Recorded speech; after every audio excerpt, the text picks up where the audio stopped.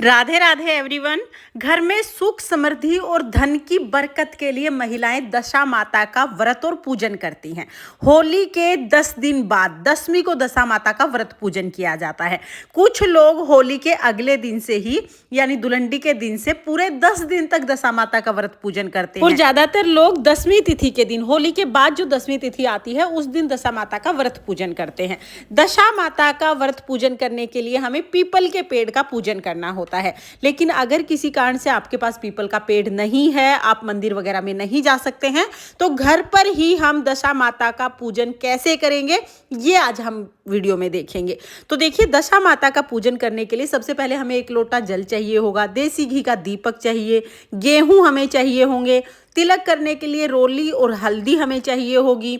इसके साथ ही डोरा बनाने के लिए हमें कच्चा सूत चाहिए।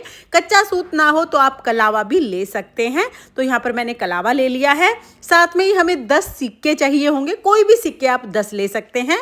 आटे से बनी हुई कोई भी मिठाई जैसे पूड़ा वगैरह हम 10 लेंगे, तो 10 पूड़े मैंने ले लिए हैं। इसके साथ ही हम श्रृंगार का सामान लेंगे। मेहंदी लेना जरूरी है, मेहंदी तो आपको लेनी है, बाकी आप कोई भी चीज़ ले सकते हैं। साथ में ही हमें पीपल का पेड़ चाहिए होगा। अगर आपके पास पीपल का पेड़ है तो बहुत अच्छी बात है, लेकिन अगर पीपल का पेड़ नहीं है तो कोई बात नहीं, आप पीपल का पत्ता ले लीजिएगा। 10 पत्ते ले सकते हैं, 10 ना मिले तो 1 पत्ता आप ले लीजिएगा। पीपल का पत्ता भी थाली में रख के आप पूजन कर सकते हैं। तो यहाँ पर मैंने पीपल का पत्ता ले लिया है। तो देखिए, अब हम पूजा शुरू करते हैं। तो घर पर ही आप पीपल का पेड़ ले लीजिएगा। पीपल के पेड़ के नीचे हम अच्छे से साफ सफाई कर लेंगे। उसके बाद यहाँ पर हम एक पटड़ा या तो एक थाली रख लेंगे। 10वीं तिथि इस वर्ष 24 मार्च को पड़ रही है, तो 24 मार्च को दशा माता का व्रत पूजन किया जाएगा। सुबह के समय हमें ये पूजन करना होता है। अगर आप किसी कारण से सुबह के समय ना कर पाए तो शाम को भी आप ये पूजन कर सकते हैं। तो देखिए, नहा धो के हम पीपल के पेड़ के पास चले जाएंगे। घर पे पीपल का पेड़ है तो घर पे हम पीपल के पेड़ के पास बैठ जाएंगे। फिर हम एक स्वास्तिक बना लेंगे। थाली पर या पटड़े पर स्वास्तिक बना लीजिएगा। पीपल का पेड़ नहीं है तो हम एक पीपल का पत्ता ले लेंगे। पत्ते के ऊपर हम दशा माता का चित्र बनाएंगे। वैसे जब हम पीपल के पेड़ का पूजन करते हैं ना, तो पेड़ के तने पर दशा माता का चित्र बनाते हैं। लेकिन अगर आपके पास पीपल का पेड़ नहीं है या पीपल का पेड़ बहुत छोटा है तो आप पीपल के पत्ते पर भी दशा माता का चित्र बना सकते हैं। इस चित्र को हम थाली में ही विराजमान कर देंगे। स्वास्तिक के ऊपर हम गणेश जी को विराजमान करेंगे। गणेश जी नहीं है तो आप सुपारी से या तो मिट्टी की डली से भी गणेश जी बना सकते हैं। फिर हम हाथ जोड़कर दशा माता से विनती करेंगे, हे माता, आज मैं आपका व्रत पूजन कर रही हूँ। आप मेरे घर में सुख समृद्धि और अन्न धन दे और मेरी गलतियों को क्षमा करें। इस तरह से संकल्प करने के बाद फिर हम पूजा शुरू करेंगे। तो पूजा में सबसे पहले हम जो पीपल का पेड़ है उसमें जल सींचेंगे और गणेश जी को, दशा माता को जल के छींटे लगाकर भाव रूप में स्नान करा देंगे। फिर हम देसी घी का दीपक जलाएंगे। उसके बाद फिर हमें वस्त्र के रूप में कलावा यानी मोली समर्पित करनी है। तो गणेश जी को, दशा माता को और जो पीपल का पेड़ है उसको हम मोली समर्पित कर देंगे। तो यहाँ पर अगर आपके पास चुनरी है तो दशा माता को चुनरी चढ़ा दीजिए, नहीं तो आप मोली समर्पित कर सकते हैं। फिर हम तिलक लगाएंगे। तो सबसे पहले हम हल्दी से तिलक लगाएंगे। दशा माता के व्रत में 10 अंक का बहुत ज्यादा महत्व है, तो पहले हम हल्दी से 10 टिक्की लगाएंगे। उसके बाद फिर हम रोली से सबको तिलक करके रोली से 10 टिक्की लगा देंगे और फिर हम मेहंदी से 10 टिक्की लगाएंगे। तो देखिए, हल्दी से और रोली से टिक्की लगाना जरूरी है, तो ये आप जरूर लगाइए। मेहंदी से भी आप टिक्की लगा सकते हैं, तो मेहंदी से भी आप लगा दीजिएगा। आप चाहें तो आप काजल से भी लगा सकते हैं। तो आप चाहें तो आप सभी चीज़ों से टिक्की लगा दीजिए, नहीं तो आप सिर्फ हल्दी और रोली से भी टिक्की लगा सकते हैं। तो यहाँ पर हमने हल्दी, रोली और मेहंदी से 10-10 टिक्की लगा दी है। अब हम दशा माता का डोरा बनाएंगे। तो आप कच्चे सूत से बना सकते हैं या तो आप कलावे से बना सकते हैं।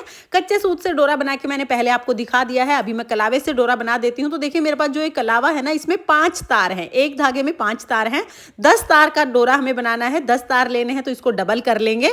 धागा थोड़ा बड़ा लीजिएगा ताकि डोरा अच्छे से बन जाए। अब इसमें हम 10 गांठ लगा लेंगे। तो देखिए, हम इसमें 10 गांठ लगा के डोरा बना लेंगे। इस तरह से हमारा डोरा बन जाएगा। इस डोरे को हमें हल्दी से रंगना होता है। तो आपने कच्चा सूत लिया है तो उसे अच्छे से रंग लीजिएगा। कलावे से बना रहे हैं तो पहले से रंगा हुआ है, इस पर आप हल्का सा हल्दी का टीका लगा लीजिएगा। अब इस डोरे को भी हम थाली में रखेंगे। डोरे पर भी हम रोली से तिलक लगा देंगे। हल्दी हमने पहले ही लगा दी है। इसके बाद फिर हम गेहूं लेंगे और गेहूं से 10 कुड्ढी लगाएंगे। छोटी छोटी सी 10 कुड्ढी हमें गेहूं से लगानी है। आप सीधा एक लाइन में भी लगा सकते हैं या आगे पीछे भी लगा सकते हैं। टोटल 10 कुड्ढी गिन के हम लगा देंगे। फिर हमें भोग चढ़ाना है, तो भोग में हम आटे से बनी हुई कोई भी मिठाई ले सकते हैं। तो यहाँ पर हमने आटे से पूड़े बना लिए हैं, तो आप पूड़े गुलगुले बना सकते हैं। 10 पूड़े मैंने यहाँ पर लिए हैं। अगर आप आटे से हलवा बनाते हैं तो हलवे की भी 10 चम्मच हमें लेनी होती हैं। तो यहाँ पर 10 पूड़े मैंने ले लिए हैं, भोग चढ़ा देंगे। उसके बाद फिर हम 10 सिक्के लेंगे। कोई भी सिक्का आप ले सकते हैं, कम ज़्यादा कितने के भी हो सकते हैं, गिनती में 10 होने चाहिए। 10 सिक्के हमने चढ़ा दिए हैं।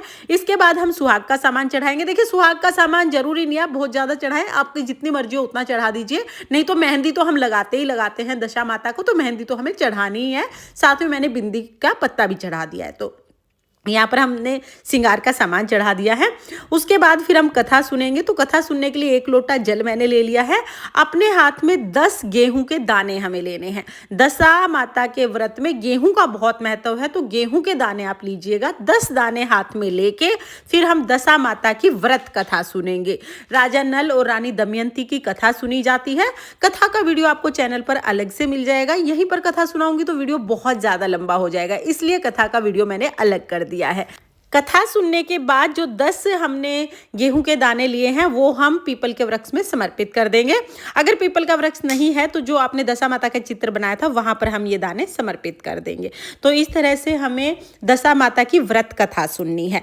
कथा सुनने के बाद फिर हम परिक्रमा करेंगे। तो देखिए, दशा माता के व्रत में पीपल की परिक्रमा करने का बहुत महत्व है, तो हम यहाँ पर पीपल की परिक्रमा करेंगे। 10 परिक्रमा की जाती हैं। तो आप कच्चा सूत लपेटते हुए या तो कलावा लपेटते हुए परिक्रमा कीजिएगा। दशा माता की जय बोलते हुए हम 10 परिक्रमा कर लेंगे। और अगर आपके पास पीपल का पेड़ नहीं है, आप पीपल के पत्ते से ये पूजा कर रहे हैं घर पे, तो जिस थाली में आपने पीपल का पत्ता रखा है उसकी फिर हम परिक्रमा कर देते हैं। 10 परिक्रमा हमें करनी है। तो यहाँ पर मेरे पास पीपल का पेड़ है, पीपल के पेड़ की मैं परिक्रमा कर लूंगी। बहुत ही प्रेम से 10 परिक्रमा करने के बाद फिर हम आरती करते हैं। तो देखिए, धूप दीप दिखाकर बहुत ही प्रेम पूर्वक हम आरती करेंगे। पहले गणेश जी की, फिर दशा माता की आरती करते हैं। तो अगर आपको आरती आती है तो आरती गा लीजिएगा। आरती ना आए तो दिए को इस तरह से क्लॉकवाइज 5 या 7 बार घुमाने को भी आरती का ही स्वरूप माना जाता है। तो दशा माता और गणेश जी का ध्यान करते हुए हम इस तरह से आरती उतार लेंगे।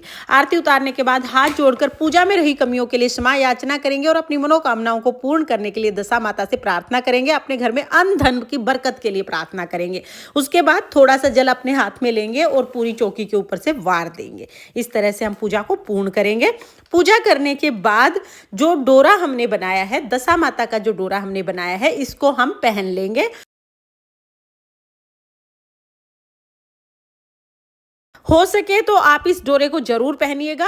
लेकिन अगर आप जॉब करते हैं या किसी और कारण से आप इसे पहन के नहीं रख पाते हैं तो आप इस डोरे को कथा सुनने के बाद अपने घर में किसी सुरक्षित जगह पर रख दीजिए। आप अपने घर के मंदिर में या लॉकर में कहीं पर भी इसको रख सकते हैं। तो जो नया डोरा है वो तो हमें पहन लेना है, और जो पिछले साल हमने डोरा पहना था या डोरा लिया था उसको हम पीपल के पेड़ के नीचे ही इस तरह से दबा देंगे। अगर पीपल का पेड़ नहीं है तो आप तुलसी के पेड़ के नीचे भी इसे दबा सकते हैं।